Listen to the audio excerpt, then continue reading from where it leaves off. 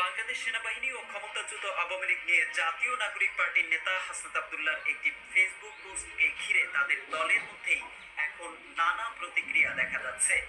অন্যদিকে এনসিপি নেতা নাসির উদ্দিন পাটোয়ারি সম্প্রতি সিলেটে এক অনুষ্ঠানে হাসনাতের এই বক্তব্যকে শিষ্টাচার বহির্ভূত হিসেবে উল্লেখ করেছেন। সেনাবাহিনী নিয়ে বক্তব্য দেওয়ার পরে এখন এনসিপি কি চাপে পড়েছে? দেখেন, এনসিপির এই হাসানাত আব্দুল্লাহ তিনি কিন্তু সেনাবাহিনীকে নিয়ে গত কয়েকদিন আগে একটি পোস্ট দিয়েছিলেন। সেখানে তিনি কিন্তু বলেছেন যে এই যে সেনাবাহিনীর ঊর্ধ্বতন কর্মকর্তা যিনি রয়েছেন জেনারেল ওয়াকারুজ্জামান সেনাপ্রধান, তিনি আওয়ামী লীগকে পুনর্বাসন করতে চান। আবার এই বিষয়টাকে কিছুটা মানতে রাজি না সার্জিস আলম বলছেন বিষয়টা কিছুটা মিশ্রিত হয়েছে বা বিষয়টা কিছুটা তিনি মানতে চান না। আবার আরেকজনকে দেখলাম তিনি বলছেন যে তাদের দুজনের যে কোনো একজন মিথ্যে বলছে। হতে পারে তারা দুজনেই মিথ্যে বলছে। আসলে তাহলে সত্য ঘটনা কি? চলেন আমরা একটা ভিডিও ক্লিপের মাধ্যমে এটা আসলে বোঝার চেষ্টা করব যে আসলে সেখানে কি ঘটেছিল। এই ঘটনার পরে এনসিপি নামক যে নতুন ছাত্রদের দলটি গঠিত হয়েছে সেটি কতটা চাপের মুখে থাকতে পারে। বাংলাদেশ সেনাবাহিনী ও ক্ষমতাচ্যুত আওয়ামী লীগ নিয়ে জাতীয় নাগরিক পার্টির নেতা হাসনাত আব্দুল্লাহর একটি ফেসবুক পোস্টকে ঘিরে তাদের দলের মধ্যেই এখন নানা প্রতিক্রিয়া দেখা যাচ্ছে। হাসনাত আব্দুল্লাহর বক্তব্যের সঙ্গে কিছুটা দ্বিমত পোষণ করেছেন সার্জিস আলম।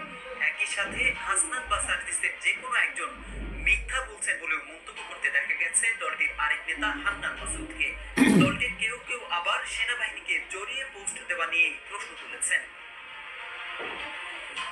এদিকে গত বৃহস্পতিবার হাসনাত আওয়ামী লীগ পুনর্বাসনের পরিকল্পনায় সেনাবাহিনীকে জড়িয়ে একটি পোস্ট করেন। এই পোস্টটিকে ঘিরে রাজনীতিতে এক ধরনের উত্তাপ তৈরি হয়। হাসনাতের পোস্টের পর আওয়ামী লীগকে নিষিদ্ধ চেয়ে ঢাকা বিশ্ববিদ্যালয় সহ দেশের কয়েকটি স্থানে বিক্ষোভ অনুষ্ঠিত হয়েছে। আর এসব বিক্ষোভ থেকে হাসনাত আব্দুল্লাহর বক্তব্যের প্রতি সমর্থন জানানো হয়। একই সঙ্গে সমালোচনা করা হয় সেনাবাহিনীর প্রধান জেনারেল ওয়াকারুজ্জামানের।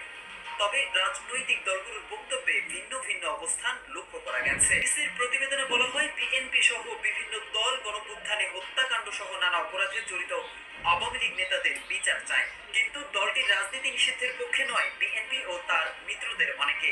তবে জামায়াত ইসলামী সহ অনেক দল আওয়ামী লীগের রাজনীতি নিষিদ্ধ করার পক্ষে বক্তব্য দিয়েছেন। অন্যদিকে সেনাবাহিনীকে জড়িয়ে হাসনাতের বক্তব্য নিয়ে রাজনীতিবিদদের অনেকেই সন্দেহ প্রকাশ করছেন। সেনাবাহিনীকে প্রশ্নের মুখে ফেলা হলো কিনা এমন প্রশ্ন তুলেছেন কেউ কেউ। এদিকে হাসনাতের বক্তব্যকে কেন্দ্র করে রাজনীতির মাঠের এই উত্তাপের মাঝেই খোদ এনসিপির অন্য একাধিক নেতা বিপরীতমুখী প্রতিক্রিয়া জানিয়েছেন। তবে হাসনাত তার অবস্থানে ঠিক আছেন বলে বিবিসিকে জানিয়েছেন। হাসনাতের বক্তব্যের প্রতিক্রিয়ায় সার্জিস আলম যে পোস্ট দিয়েছেন সেখানেও কিছুটা ব্যতিক্রম দেখা গেছে। অন্যদিকে এনসিপি নেতা নাসির উদ্দিন পাটোয়ারি সম্প্রতি সিলেটে এক অনুষ্ঠানে হাসনাতের এই বক্তব্যকে শিষ্টাচার বহির্ভূত হিসেবে উল্লেখ করেছেন। হঠাৎ কেন এই ইস্যুতে দলের মধ্যেই পাল্টাপাল্টি অবস্থান তৈরি হলো এই প্রশ্ন সামনে আসছে। দলটি চাপের মুখে পড়েছে কিনা এমন আলোচনা রয়েছে। রাজনৈতিক বিশ্লেষকরা বলছেন দেশের ভেতর সাম্প্রতিক অস্থিতিশীল রাজনৈতিক পরিস্থিতি ও অংশগ্রহণমূলক নির্বাচন নিয়ে প্রশ্ন আবার সামনে এনেছে।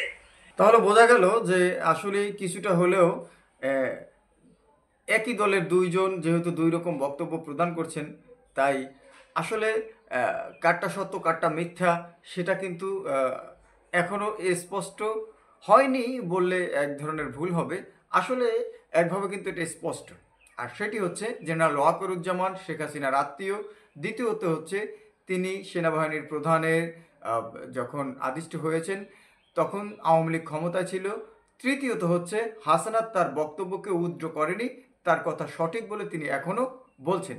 এবং এই পোস্টের সাথে তিনি কিন্তু আরেকটা জিনিস শেয়ার করেছেন, যদি মারা যায় তাহলে কেন মারা গেলাম দেশবাসী সেটা জানুক।